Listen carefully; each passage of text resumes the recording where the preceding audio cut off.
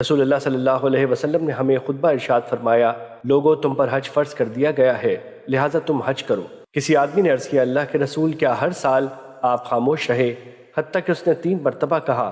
پھر آپ صلی اللہ علیہ وسلم نے فرمایا، اگر میں ہاں کہہ دیتا تو پھر ہر سال واجب ہو جاتا اور تم استطاعت نہ رکھتے۔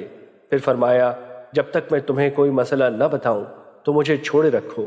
تم سے پہلے لوگ اپنے انبیاء سے زیادہ سوال کرنے اور ان سے اختلاف کرنے کی وجہ سے ہلاک ہوئے۔ جب میں کسی چیز کے بارے میں تمہیں حکم دوں تو مقدور بھر اس پر عمل کرو، اور جب میں کسی چیز سے تمہیں منع کروں تو اسے چھوڑ دو۔ رسول اللہ صلی اللہ علیہ وسلم سے دریافت کیا گیا، کون سا عمل افضل ہے؟ آپ صلی اللہ علیہ وسلم نے فرمایا، اللہ اور اس کے رسول پر ایمان لانا۔ عرض کیا گیا، پھر کون سا؟ آپ صلی اللہ علیہ وسلم نے فرمایا، اللہ کی راہ میں جہاد کرنا۔ عرض کیا گیا، پھر کون سا؟ آپ صلی اللہ علیہ وسلم نے فرمایا، حج مقبول۔ رسول اللہ صلی اللہ علیہ وسلم نے فرمایا، جو شخص اللہ کے لیے حج کرے پھر وہ گناہ کا کام کرے نہ فحش گوئی کرے تو وہ گناہوں سے پاک ہو کر اس روز کی طرح لوٹتا ہے جس روز اس کی والدہ نے اسے جنم دیا تھا۔ رسول اللہ صلی اللہ علیہ وسلم نے فرمایا، عمرہ دوسرے عمرے تک درمیانی وقفے میں ہونے والے گناہوں کا کفارہ ہے، اور حج مقبول کی جزا جنت ہی ہے۔ رسول اللہ صلی اللہ علیہ وسلم نے فرمایا، رمضان میں عمرہ کرنا ثواب کے لحاظ سے حج کے برابر ہے۔ ایک آدمی نبی صلی اللہ علیہ وسلم کی خدمت میں حاضر ہوا تو اس نے عرض کیا، میری بہن نے حج کرنے کی نظر مانی تھی لیکن وہ فوت ہو چکی ہے۔ تو نبی صلی اللہ علیہ وسلم نے فرمایا، اگر اس پر قرض ہوتا تو کیا تم اسے ادا کرتے؟ اس نے عرض کیا، جی ہاں۔ تو آپ صلی اللہ علیہ وسلم نے فرمایا، پھر اللہ کا قرض بھی ادا کرو، وہ تو ادائیگی کا زیادہ حقدار ہے۔ کوئی آدمی کسی عورت کے ساتھ خلوت اختیار کرے نہ کوئی عورت محرم کے بغیر سفر کرے۔ ایک آدمی نے عرض کیا، اللہ کے رسول، فلاں فلاں غزوے میں میرا نام لکھ لیا گیا ہے جبکہ میری اہلیہ حج کرنے کا ارادہ رکھتی ہے۔ آپ صلی اللہ علیہ وسلم نے فرمایا، جاؤ اور اپنی اہلیہ کے ساتھ حج کرو۔ حضرت عائشہ رضی اللہ تعالیٰ عنہ بیان کرتی ہیں، میں نے نبی صلی اللہ علیہ وسلم سے جہاد پر جانے کی اجازت طلب کی۔ آپ صلی اللہ علیہ وسلم نے فرمایا، تمہارا جہاد حج ہے۔ رسول اللہ صلی اللہ علیہ وسلم نے فرمایا، کوئی عورت محرم کے بغیر 1 دن اور 1 رات کا سفر نہ کرے۔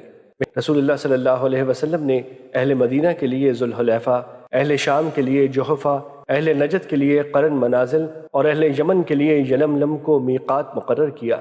وہ ان کے لیے ہیں اور ان کے علاوہ ان راستوں سے آنے والوں کے لیے ہیں جبکہ وہ حج اور عمرہ کرنے کا ارادہ رکھتے ہوں، اور جو ان مواقیت کے اندر کی جانب رہتا ہے تو وہ اپنے گھر سے احرام باندھے گا، اور اس طرح حتیٰ کہ مکے والے مکہ سے احرام باندھیں گے۔ رسول اللہ صلی اللہ علیہ وسلم نے 4 عمرے کیے ہیں، وہ سب ذیقعد میں کیے بجز اس عمرے کے جو آپ نے حج کے ساتھ کیا۔ آپ صلی اللہ علیہ وسلم نے 1 عمرہ حدیبیہ سے ذیقعد میں کیا، 1 عمرہ اگلے سال ذیقعد میں کیا، 1 عمرہ جعرانہ سے جہاں آپ نے حنین کا مال غنیمت تقسیم کیا وہ بھی ذیقعد میں، اور 1 عمرہ اپنے حج کے ساتھ کیا۔ جو شخص حج کا ارادہ رکھتا ہو تو وہ جلدی کرے۔ حضرت ابو رزین عقیلی رضی اللہ تعالیٰ عنہ سے روایت ہے کہ وہ نبی صلی اللہ علیہ وسلم کی خدمت میں حاضر ہوئے تو عرض کیا، اللہ کے رسول، میرے والد بہت بوڑھے ہیں، وہ حج و عمرے کی استطاعت رکھتے ہیں نہ سواری کر سکتے ہیں۔ آپ صلی اللہ علیہ وسلم نے فرمایا، اپنے والد کی طرف سے حج و عمرہ کر۔ اہل یمن حج کرتے تو وہ زاد راہ ساتھ نہیں لیتے تھے اور وہ کہتے تھے ہم توکل کرنے والے ہیں، لیکن جب وہ مکہ پہنچ جاتے تو پھر لوگوں سے سوال کرتے۔ تب اللہ تعالیٰ نے آیت نازل فرمائی، ترجمہ، زاد راہ لے لیا کرو اور بہترین زاد راہ تقوی ہے۔ حضرت عائشہ رضی اللہ تعالیٰ عنہ بیان کرتی ہیں، میں رسول اللہ صلی اللہ علیہ وسلم کو آپ کے احرام باندھنے سے پہلے خوشبو لگایا کرتی تھی، اور اسی طرح جب طواف افاضہ سے پہلے احرام کھول دیتے تھے تو آپ صلی اللہ علیہ وسلم کو کستوری کی خوشبو لگایا کرتی تھی، گویا میں رسول اللہ صلی اللہ علیہ وسلم کی مانگ میں جبکہ آپ حالت احرام میں تھے خوشبو کی چمک دیکھ رہی ہوں۔ مشکات۔ ہم حجۃ الوداع کے سال رسول اللہ صلی اللہ علیہ وسلم کے ساتھ روانہ ہوئے۔ ہم میں سے کسی نے عمرے کا تلبیہ پکارا، کسی نے حج اور عمرے کا، اور کسی نے حج کا تلبیہ پکارا، جبکہ رسول اللہ صلی اللہ علیہ وسلم نے حج کا تلبیہ پکارا۔ جس نے عمرے کا تلبیہ پکارا تھا اس نے احرام کھول دیا، اور جنہوں نے حج یا حج اور عمرے دونوں کا احرام باندھا تھا تو انہوں نے 10 ذی الحج تک احرام نہ کھولا۔ رسول اللہ صلی اللہ علیہ وسلم نے فرمایا، جبرائیل علیہ السلام میرے پاس تشریف لائے تو انہوں نے مجھے فرمایا کہ میں اپنے صحابہ کو بلند آواز سے تلبیہ پکارنے کا حکم دوں۔ رسول اللہ صلی اللہ علیہ وسلم نے فرمایا، جب کوئی مسلمان تلبیہ پکارتا ہے تو اس کے دائیں اور بائیں زمین کے آخری کناروں تک تمام پتھر تمام درخت اور مٹی کے تمام ڈھیلے تلبیح پکارتے ہیں کہ رسول اللہ صلی اللہ علیہ وسلم نے مدینے میں 9 سال قیام فرمایا اور اس دوران حج نہ کیا۔ پھر 10ویں سال آپ نے لوگوں میں حج کا اعلان کرایا۔ نبی صلی اللہ علیہ وسلم نے حج کیا تو حضرت عائشہ رضی اللہ تعالیٰ عنہ نے مجھے بتایا کہ جب آپ صلی اللہ علیہ وسلم مکہ تشریف لائے تو آپ نے سب سے پہلے وضو کیا، پھر بیت اللہ کا طواف کیا، پھر اسے عمرے کا طواف نہ بنایا۔ پھر حضرت ابو بکر رضی اللہ تعالیٰ عنہ نے حج کیا تو انہوں نے بھی سب سے پہلے طواف کیا، پھر انہوں نے بھی اسے عمرہ نہ بنایا۔ پھر حضرت عمر اور حضرت عثمان رضی اللہ تعالیٰ عنہما نے بھی اسی طرح کیا۔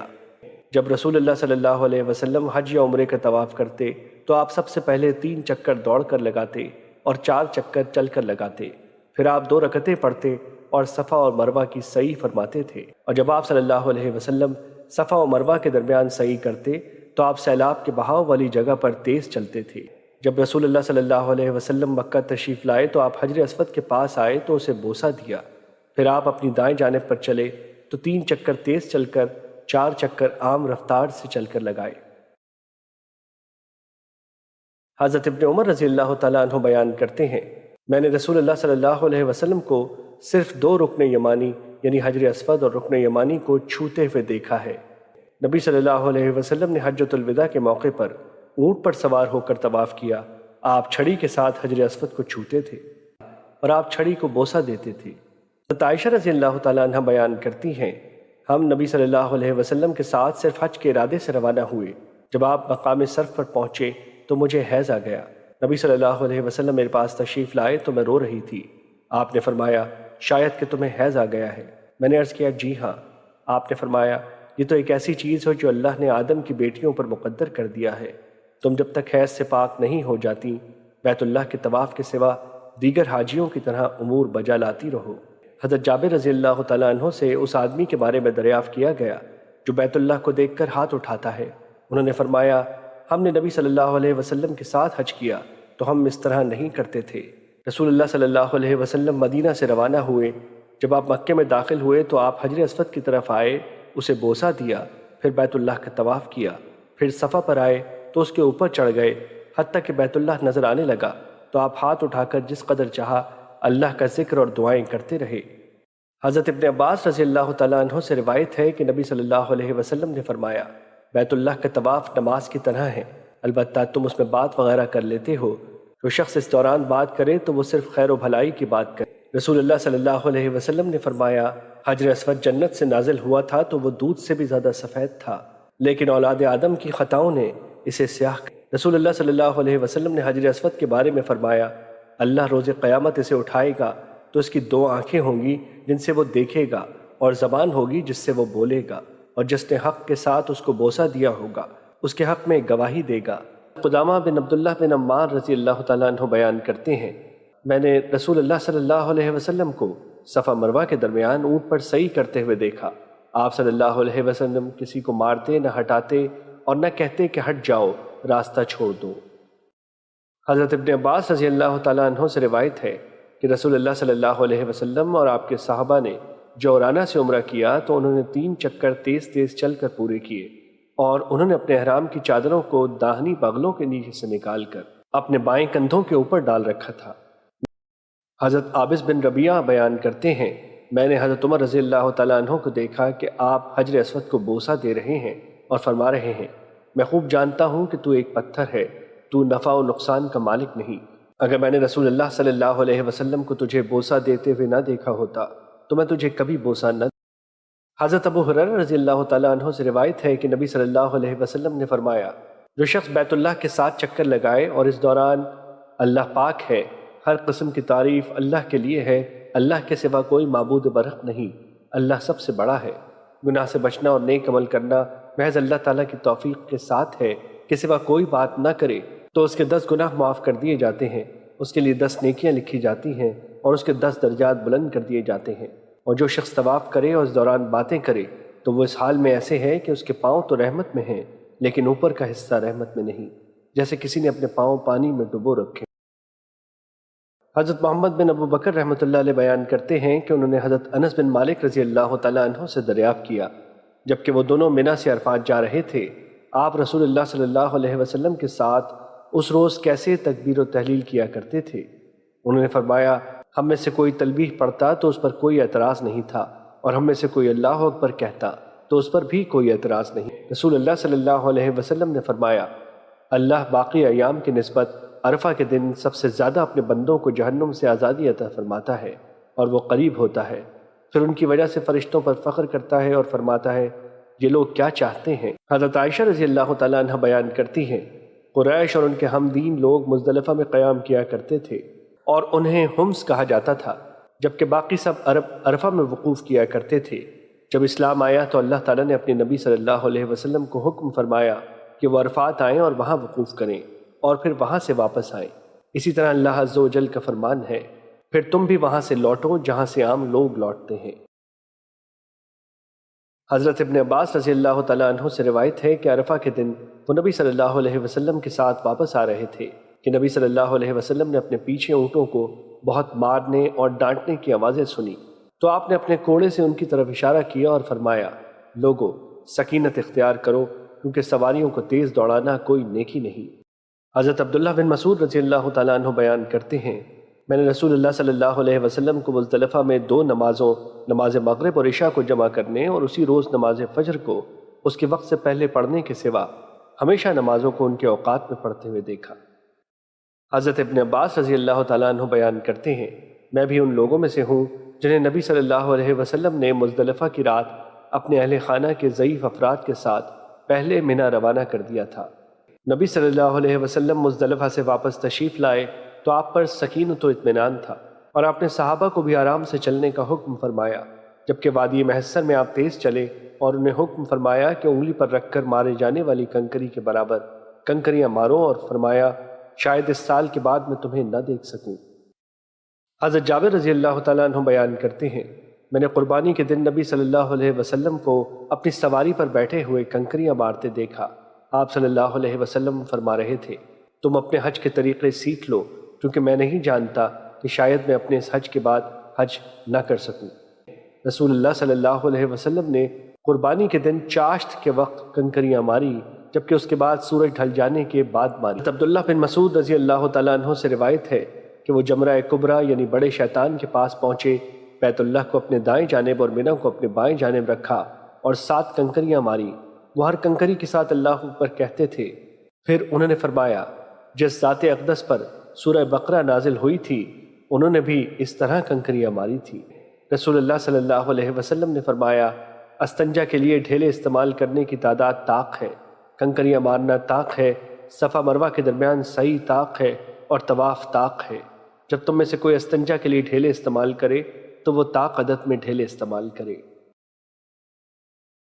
حضرت قدامہ بن عبداللہ بن عمار رضی اللہ تعالیٰ عنہ بیان کرتے ہیں میں نے نبی صلی اللہ علیہ وسلم کو قربانی کے دن اپنی سرخی مائل سفید اونٹنی پر بیٹھ کر کنکریاں مارتے ہوئے دیکھا۔ وہاں کسی کو روکا جا رہا تھا، نہ ہٹایا جا رہا تھا، اور نہ ہی یہ کہا جا رہا تھا کہ ہٹ جاؤ۔ حضرت عائشہ رضی اللہ تعالیٰ عنہ بیان کرتی ہیں ہم نے عرض کیا اللہ کے رسول کیا ہم صحابہ کی جماعت آپ کے سائے کے لیے منی میں کوئی کمرہ یعنی سائبان نہ بنا دیں؟ آپ صلی اللہ علیہ وسلم نے فرمایا نہیں، منی پہلے پہنچ جانے والے کے لیے اونٹ بٹھانے کی جگہ ہے۔ حضرت نافع رحمۃ اللہ علیہ بیان کرتے ہیں کہ حضرت عبداللہ بن عمر رضی اللہ تعالیٰ عنہ پہلے 2 جمروں کے پاس بہت دیر تک ٹھہرتے، اللہ کی کبریائی بیان کرتے، اس کی تسبیح و تحمید بیان کرتے اور اللہ سے دعائیں کرتے، لیکن وہ جمرہ عقبہ یعنی بڑے شیطان کے پاس کھڑے نہیں ہوتے تھے۔ نبی صلی اللہ علیہ وسلم نے ایک مرتبہ چند بکریاں بطور قربانی بیت اللہ بھجوائیں تو آپ صلی اللہ علیہ وسلم نے انہیں قلادہ یعنی ہار وغیرہ پہنایا۔ نبی صلی اللہ علیہ وسلم نے اپنے حج کے موقع پر اپنی ازواج مطہرات کی طرف سے ایک گائے ذبح کی۔ ہم نے حدیبیہ کے سال رسول اللہ صلی اللہ علیہ وسلم کے ساتھ اونٹ اور گائے کو 7 آدمیوں کی طرف سے بطور قربانی نحر کیا۔ حضرت ابن عمر رضی اللہ تعالیٰ عنہ سے روایت ہے کہ وہ ایک آدمی کے پاس آئے جو اپنے قربانی کے اونٹ کو بٹھا کر نحر کر رہا تھا، تو انہوں نے اسے فرمایا محمد صلی اللہ علیہ وسلم کی سنت کے مطابق اسے کھڑا کرو اور اس کی ٹانگ کو باندھو، پھر نحر کرو۔ ہم اپنے قربانی کے اونٹوں کا گوشت 3 دن سے زائد نہیں کھایا کرتے تھے۔ پھر رسول اللہ صلی اللہ علیہ وسلم نے ہمیں رخصت دی تو فرمایا کھاؤ اور زاد راہ کے طور پر 7 بھی لے جاؤ۔ بس ہم نے کھایا اور زاد راہ کے طور پر 7 بھی لائے۔ آپ صلی اللہ علیہ وسلم نے فرمایا اللہ کے نزدیک سب سے عظیم دن قربانی کا دن ہے، پھر منی میں قرار پکڑنے یعنی 11 ذی الحج کا دن ہے۔ سور رحمۃ اللہ علیہ نے فرمایا اس سے قربانی کا دوسرا دن مراد ہے۔ راوی بیان کرتے ہیں رسول اللہ صلی اللہ علیہ وسلم کے پاس 5 یا 6 قربانی کے اونٹ پیش کیے گئے۔ وہ آپ کے قریب ہونے لگے کہ آپ کس سے ابتدا فرمائیں گے۔ جب وہ پہلوؤں کے بل گر پڑے تو آپ نے کوئی ہلکی سی بات کی جسے میں سمجھ نہ سکا، تو میں نے اپنے پاس والے شخص سے کہا آپ نے کیا فرمایا ہے؟ اس نے کہا آپ صلی اللہ علیہ وسلم نے فرمایا ہے جو شخص چاہے اس سے گوشت کاٹ کر لے جائے۔ حضرت ابن عمر رضی اللہ تعالیٰ عنہ سے روایت ہے کہ رسول اللہ صلی اللہ علیہ وسلم نے حجۃ الوداع کے موقع پر اپنا سر مڈایا، اور آپ کے بعض صحابہ نے بھی سر مڈایا، اور ان میں سے بعض نے بال کترائے کہ انہوں نے حجۃ الوداع کے موقع پر نبی صلی اللہ علیہ وسلم کو سر منوانے والوں کے لیے 3 بار اور بال کتروانے والوں کے لیے 1 بار دعا کرتے ہوئے سنا۔ رسول اللہ صلی اللہ علیہ وسلم نے فرمایا عورتوں پر سر منڈانا واجب نہیں، ان پر بال کتروانا واجب ہے۔ حضرت عبداللہ بن عمرو بن عاص رضی اللہ تعالیٰ عنہ سے روایت ہے کہ حجۃ الوداع کے موقع پر رسول اللہ صلی اللہ علیہ وسلم نے لوگوں کی خاطر منی میں وقوف فرمایا۔ لوگ آپ کے پاس آتے اور مسائل دریافت کرتے۔ ایک آدمی آپ کے پاس آیا تو اس نے عرض کیا میں نے لا علمی میں قربانی سے پہلے سر مڈا لیا۔ آپ صلی اللہ علیہ وسلم نے فرمایا قربانی کر لو، کوئی حرج نہیں۔ پھر ایک اور آدمی آیا تو اس نے عرض کیا میں نے کنکریاں مارنے سے پہلے لا علمی میں قربانی کر لی ہے۔ آپ صلی اللہ علیہ وسلم نے فرمایا کنکریاں مار لو، کوئی حرج نہیں۔ نبی صلی اللہ علیہ وسلم سے جس چیز کی بھی تقدیم و تاخیر کے بارے میں سوال کیا گیا تو آپ نے یہی فرمایا اب کر لو، کوئی حرج نہیں۔ اور مسلم کی روایت میں ہے ایک آدمی آپ صلی اللہ علیہ وسلم کے پاس آیا تو اس نے عرض کیا میں نے کنکریاں مارنے سے پہلے سر مونڈ لیا ہے۔ آپ صلی اللہ علیہ وسلم نے فرمایا اب کنکریاں مار لو، کوئی حرج نہیں۔ پھر ایک اور آدمی آیا، اس نے عرض کیا میں نے کنکریاں مارنے سے پہلے طواف افاضہ کر لیا۔ آپ صلی اللہ علیہ وسلم نے فرمایا اب کنکریاں مار لو، کوئی حرج نہیں۔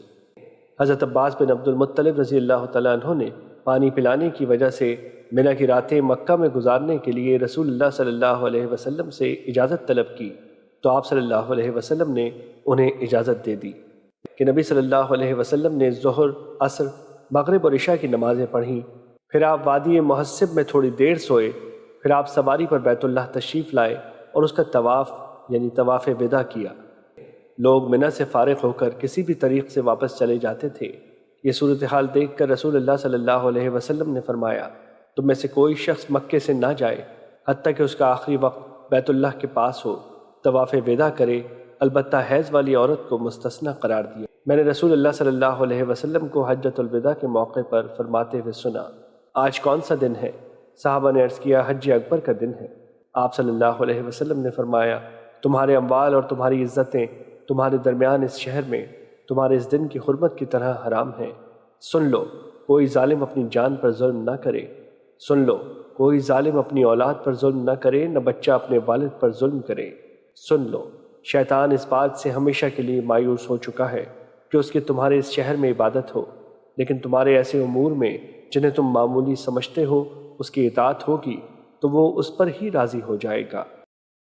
حضرت ابن عباس رضی اللہ تعالیٰ عنہ سے روایت ہے کہ نبی صلی اللہ علیہ وسلم نے طواف افاضہ کے 7 چکروں میں رمل نہیں فرمایا۔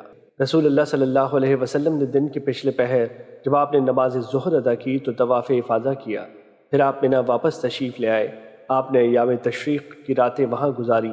جب سورج ڈھل جاتا تو آپ ہر جمرہ کو 7 کنکریاں مارتے، ہر کنکری کے ساتھ اللہ اکبر کہتے، پہلے اور دوسرے جمرے کے پاس کھڑے ہوتے، لمبا قیام فرماتے اور تضرع و عاجزی کے ساتھ دعائیں کرتے، اور آپ تیسرے کو کنکریاں مارتے اور اس کے پاس کھڑے نہیں ہوتے تھے۔ رسول اللہ صلی اللہ علیہ وسلم نے اونٹوں کے چرواہوں کو رات بسر کرنے کی رخصت دے دی کہ وہ یوم النحر کو کنکریاں مارے، پھر یوم نحر کے بعد وہ 2 دن کی رمی کو جمع کر لیں اور پھر 1 دن میں ہی کنکریاں مار لیں۔ حضرت عبداللہ بن عمر رضی اللہ تعالیٰ عنہ سے روایت ہے کہ کسی آدمی نے رسول اللہ صلی اللہ علیہ وسلم سے دریافت کیا کہ احرام والا کون سے کپڑے پہن سکتا ہے؟ آپ صلی اللہ علیہ وسلم نے فرمایا قمیض، عمامے، شلواریں، جبے اور موزے نہ پہنو، البتہ اگر کوئی شخص جوتے نہ پائے تو وہ موزے پہن لے اور انہیں ٹخنوں کے نیچے تک کاٹ لے، اور ایسا کوئی کپڑا نہ پہنو جسے زعفران اور ورس کی خوشبو لگی ہو۔ اور امام بخاری نے ایک دوسری روایت میں یہ اضافہ نقل کیا ہے احرام والی عورت نقاب پہنے نہ دستانے۔ رسول اللہ صلی اللہ علیہ وسلم نے فرمایا محرم اپنا نکاح کرے نہ کسی کا نکاح کرائے اور نہ ہی پیغام نکاح بھیجے۔ حضرت ابو ایوب رضی اللہ تعالیٰ عنہ سے روایت ہے کہ نبی صلی اللہ علیہ وسلم حالت احرام میں اپنا سر دھو لیا کرتے تھے۔ ابن عباس رضی اللہ تعالیٰ عنہ بیان کرتے ہیں کہ نبی صلی اللہ علیہ وسلم نے حالت احرام میں پچھنے لگوائے۔ حضرت عثمان رضی اللہ تعالیٰ عنہ نے اس آدمی کے بارے میں جس کی حالت احرام میں آنکھیں دکھتی ہوں رسول اللہ صلی اللہ علیہ وسلم سے حدیث بیان کی کہ وہ اپنی آنکھوں پر مصبر کا لیپ کر سکتا ہے۔ حضرت کعب بن عجرہ رضی اللہ تعالیٰ عنہ سے روایت ہے کہ میں حدیبیہ کے مقام پر تھا کہ نبی صلی اللہ علیہ وسلم میرے پاس سے گزرے۔ میں نے احرام باندھ رکھا تھا اور ہنڈیا کے نیچے آگ جلا رہا تھا جبکہ جوئیں میرے چہرے پر گر رہی تھیں۔ آپ صلی اللہ علیہ وسلم نے فرمایا کیا تمہاری جوئیں تمہیں تکلیف دیتی ہیں؟ میں نے عرض کیا جی ہاں۔ آپ صلی اللہ علیہ وسلم نے فرمایا اپنا سر منڈالو اور 6 مساکین کو 1 فرق یعنی تقریباً 7 کلو اناج دو یا 3 روزے رکھو یا ایک بکری ذبح کرو۔ حضرت ابن عمر رضی اللہ تعالیٰ عنہ سے روایت ہے کہ انہوں نے رسول اللہ صلی اللہ علیہ وسلم کو عورتوں کو حالت احرام میں دستانے پہننے، نقاب کرنے اور ورس و زعفران سے رنگ کیے ہوئے کپڑے پہننے سے منع فرماتے ہوئے سنا۔ اس کے علاوہ وہ زرد رنگ کے یا ریشم کے بنے ہوئے جو کپڑے چاہیں پہن لیں یا زیور، شلوار، قمیض اور موزے پہن سکتی۔ رسول اللہ صلی اللہ علیہ وسلم نے حالت احرام میں لخی جمل کے مقام مکہ اور مدینہ کے درمیان ایک مقام پر اپنے سر کے وسط میں پچھنے لگوائے۔ رسول اللہ صلی اللہ علیہ وسلم نے حضرت میمونہ رضی اللہ تعالیٰ عنہ سے شادی کی تو آپ حالت احرام میں نہیں تھے، اور جب آپ نے ان سے خلوت کی تب بھی آپ حالت احرام میں نہیں تھے اور میں دونوں کے درمیان قاصد و واسطہ تھا۔ حضرت ابو قتادہ رضی اللہ تعالیٰ عنہ سے روایت ہے کہ وہ حدیبیہ کے سال رسول اللہ صلی اللہ علیہ وسلم کے ساتھ روانہ ہوئے تو وہ اپنے بعض ساتھیوں کے ساتھ پیچھے رہ گئے۔ وہ حالت احرام میں تھے جبکہ وہ خود حالت احرام میں نہیں تھے۔ انہوں نے میرے دیکھنے سے پہلے ایک جنگلی گدھا دیکھا۔ جب انہوں نے اسے دیکھا تو انہوں نے اسے چھوڑ دیا حتیٰ کہ ابو قتادہ نے اسے دیکھ لیا۔ وہ اپنے گھوڑے پر سوار ہوا اور یعنی اپنے ساتھیوں سے مطالبہ کیا کہ وہ اسے اس کا کوڑا پکڑا دیں، لیکن انہوں نے انکار کر دیا۔ انہوں نے خود اسے لیا اور اس پر حملہ کر دیا اور اسے زخمی کر دیا۔ پھر انہوں نے اور ان کے ساتھیوں نے اسے کھایا، لیکن انہیں ندامت و پریشانی ہوئی۔ جب وہ رسول اللہ صلی اللہ علیہ وسلم کے پاس پہنچے تو انہوں نے آپ صلی اللہ علیہ وسلم سے مسئلہ دریافت کیا۔ آپ صلی اللہ علیہ وسلم نے فرمایا کیا اس کا کوئی حصہ تمہارے پاس ہے؟ انہوں نے عرض کیا اس کا ایک پاؤں ہمارے پاس ہے۔ نبی صلی اللہ علیہ وسلم نے اسے لیا اور اسے کھایا۔ صحیح بخاری اور صحیح مسلم کی دوسری روایت میں ہے جب وہ رسول اللہ صلی اللہ علیہ وسلم کے پاس آئے تو آپ نے فرمایا کہ تم میں سے کسی نے اسے کہا تھا کہ اس پر حملہ کرو یا اس کی طرف اشارہ کیا ہو؟ انہوں نے عرض کیا نہیں۔ آپ صلی اللہ علیہ وسلم نے فرمایا اس کا جو گوشت باقی بچا ہے اسے کھاؤ۔ آپ صلی اللہ علیہ وسلم نے فرمایا 5 چیزیں ایسی ہیں جنہیں حرم میں حالت احرام میں قتل کر دینے پر کوئی گناہ نہیں: چوہیا، کوا، چیل، بچھو اور کاٹنے والا کتا۔ آپ صلی اللہ علیہ وسلم نے فرمایا ٹڈی یعنی مکڑی سمندری شکار کے زمرے میں ہے۔ میں نے حضرت جابر بن عبداللہ رضی اللہ تعالیٰ عنہ سے بجو کے بارے میں سوال کیا، وہ شکار ہے؟ انہوں نے کہا ہاں۔ میں نے کہا کیا وہ کھایا جاتا ہے؟ انہوں نے کہا ہاں۔ میں نے کہا آپ نے اسے رسول اللہ صلی اللہ علیہ وسلم سے سنا ہے؟ انہوں نے کہا ہاں۔ صلح حدیبیہ کے سال رسول اللہ صلی اللہ علیہ وسلم کو عمرہ کرنے سے روک دیا گیا تو آپ صلی اللہ علیہ وسلم نے اپنا سر منڈایا، اپنی ازواج مطہرات سے جمع کیا اور قربانی کی، اور پھر اگلے سال عمرہ کیا۔ حضرت مسور بن مخرمہ رضی اللہ تعالیٰ عنہ بیان کرتے ہیں کہ رسول اللہ صلی اللہ علیہ وسلم نے سر منڈانے سے پہلے قربانی کی اور آپ نے اپنے صحابہ کو بھی اس کا حکم فرمایا۔ رسول اللہ صلی اللہ علیہ وسلم حضرت زباہ بنت زبیر رضی اللہ تعالیٰ عنہ کے پاس گئے تو ان سے فرمایا شاید کہ آپ نے حج کا ارادہ کیا ہے۔ انہوں نے عرض کیا اللہ کی قسم مجھے کچھ تکلیف ہے۔ آپ صلی اللہ علیہ وسلم نے انہیں فرمایا حج کریں اور شرط قائم کر لیں، اس طرح کہیں اے اللہ میرے حلال ہونے کی جگہ وہی ہوگی جہاں تو مجھے تکلیف کی وجہ سے آگے جانے سے روک لے گا۔ رسول اللہ صلی اللہ علیہ وسلم نے فرمایا جس شخص کی ہڈی ٹوٹ جائے یا وہ لنگڑا ہو جائے تو وہ حلال ہو گیا اور وہ اگلے سال حج کرے۔ ایک دوسری روایت میں نقل کیا ہے یا وہ بیمار ہو جائے۔ میں نے نبی صلی اللہ علیہ وسلم کو فرماتے ہوئے سنا حج وقوف عرفات ہی ہے۔ جو شخص مزدلفہ کی رات طلوع فجر سے پہلے عرفہ میں قیام کر لے تو اس نے حج پا لیا۔ اور منی کے ایام 3 ہیں۔ جو شخص 2 دن میں جلدی کر کے فارغ ہو جائے تو اس پر کوئی گناہ نہیں، اور جو شخص تاخیر کرے اس پر بھی کوئی گناہ نہیں۔ رسول اللہ صلی اللہ علیہ وسلم نے فتح مکہ کے دن فرمایا، اب ہجرت باقی نہیں رہی لیکن جہاد اور نیت باقی ہے۔ جب تمہیں جہاد کے لیے نکلنے کا حکم دیا جائے تو نکلو۔ اور آپ صلی اللہ علیہ وسلم نے فتح مکہ کے دن فرمایا، اللہ نے اس شہر کو زمین و آسمان کی تخلیق کے روز ہی حرام قرار دے دیا تھا۔ وہ اللہ کی حرمت کی وجہ سے روز قیامت تک حرام ہے، اور محمد صلی اللہ علیہ وسلم سے پہلے اس میں قتال کرنا حلال نہیں کیا گیا، اور میرے لیے بھی دن کے کچھ وقت کے لیے حلال کیا گیا۔ وہ اللہ کی حرمت کے باعث روز قیامت تک کے لیے حرام ہے۔ اس کا کانٹا کاٹا جائے، نہ اس کا شکار بھگایا جائے، اور نہ ہی اس کی گری پڑی چیز اٹھائی جائے سوائے اس شخص کے جو اس کا اعلان کرے، اور نہ ہی اس کی گھاس کاٹی جائے۔ حضرت عباس رضی اللہ تعالیٰ عنہ نے عرض کیا، اللہ کے رسول، بجز اصغر گھاس کے، کیونکہ وہ لوہاروں اور ان کے گھروں کے استعمال کی چیز ہے۔ آپ صلی اللہ علیہ وسلم نے فرمایا، بجز اصغر گھاس کے۔ میں نے نبی صلی اللہ علیہ وسلم کو فرماتے ہوئے سنا، مکے میں اسلحہ اٹھا کر چلنا کسی کے لیے بھی حلال نہیں۔ کہ نبی صلی اللہ علیہ وسلم فتح مکہ کے روز مکے میں داخل ہوئے تو آپ کے سر پر خوت تھا۔ جب آپ نے اسے اتارا تو کسی آدمی نے آ کر بتایا کہ ابن قتل غلاف کعبہ کے ساتھ چمٹا ہوا ہے۔ آپ صلی اللہ علیہ وسلم نے فرمایا، اسے قتل کر دو۔ حضرت جابر رضی اللہ تعالیٰ عنہ سے روایت ہے کہ رسول اللہ صلی اللہ علیہ وسلم فتح مکہ کے روز مکے میں داخل ہوئے تو آپ کے سر پر سیاہ امامہ تھا اور آپ حالت احرام میں نہیں تھے۔ رسول اللہ صلی اللہ علیہ وسلم نے فرمایا، ایک لشکر کعبے پر حملہ کرنے کا قصد کرے گا۔ جب وہ بیدہ کے مقام پر ہوں گے تو ان کے اول و آخر تمام فوجیوں کو زمین میں دھنسا دیا جائے گا۔ میں نے عرض کیا، اللہ کے رسول، ان کے اول و آخر کو کیسے دھنسا دیا جائے گا جبکہ ان میں ان کی رعایا بھی ہوگی اور ایسے لوگ بھی ہوں گے جو ان میں سے نہیں ہوں گے؟ آپ صلی اللہ علیہ وسلم نے فرمایا، ان کے اول و آخر سب کو دھنسا دیا جائے گا اور پھر انہیں ان کی نیتوں کے مطابق اٹھایا جائے گا۔ رسول اللہ صلی اللہ علیہ وسلم نے فرمایا، باریک پنڈلیوں والا ایک حبشی شخص کعبے کو برباد کر دے گا۔ آپ صلی اللہ علیہ وسلم نے فرمایا، گویا میں اس سیاہ فام شخص کو دیکھ رہا ہوں جو کعبے کا ایک ایک پتھر اکھاڑ پھینکے گا۔ رسول اللہ صلی اللہ علیہ وسلم نے فرمایا، مدینہ عیر سے سور تک حرم ہے، جو شخص اس میں کوئی بدعت ایجاد کرے یا کسی بدعت ایجاد کرنے والے کو پناہ دے تو اس پر اللہ تعالیٰ تمام فرشتوں اور تمام لوگوں کی لعنت ہے۔ اس کی نفل عبادت قبول ہوگی نہ فرض۔ مسلمانوں کی امان ایک ہی ہے اور اس میں ادنیٰ مسلمان کی امان کی بھی برابر حیثیت ہے۔ جو شخص کسی مسلمان کے عہد کو توڑے تو اس پر اللہ، فرشتوں اور تمام لوگوں کی لعنت ہے۔ اس کا نفل قبول ہوگا نہ فرض۔ اور جو شخص اپنے مالکوں کی اجازت کے بغیر کسی قوم سے معاہدہ کر لے تو اس پر اللہ، فرشتوں اور تمام لوگوں کی لعنت ہے اور اس کا نفل قبول ہوگا نہ فرض۔ اور صحیحین ہی کی روایت میں ہے، جو شخص اپنے آپ کو باپ کے سوا کسی اور کی طرف منسوب کر لے یا اپنے مالکوں کے علاوہ کسی اور سے معاہدہ کر لے تو اس پر اللہ، فرشتوں اور تمام لوگوں کی لعنت ہے۔ اس سے نفل قبول ہوگا نہ فرض۔ رسول اللہ صلی اللہ علیہ وسلم نے فرمایا، میں مدینے کے دونوں پتھریلے مقاموں کے درمیانی حصے کو حرم قرار دیتا ہوں، اور اس علاقے کے درخت کاٹنا یا اس کا شکار قتل کرنا حرام ہے۔ اور فرمایا، مدینہ ان کے لیے بہتر ہے، کاش کہ وہ جانتے۔